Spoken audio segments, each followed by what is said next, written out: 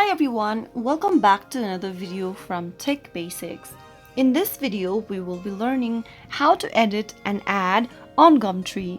So without wasting much of our time, let's dive into the video. First of all, open your Gumtree application on your mobile device and then make sure to sign into your account.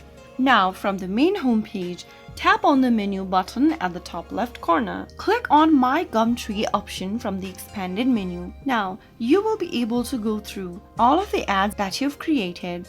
Select the ad you'd like to edit and hold the ad for a few seconds. Now, tap on the pencil icon at the top right in order to edit the selected ad. This will now take you to the edit page where you can go ahead and make any necessary edits, such as modifying the title, description, adding more photos, changing your price and locations, and much more.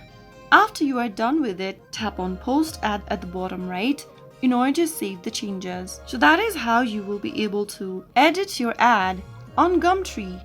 If you found the video to be helpful, go ahead and give us a thumbs up. Don't forget to subscribe to our channel by hitting the subscribe button. Press the bell icon so that you'll never miss another upcoming upload from us.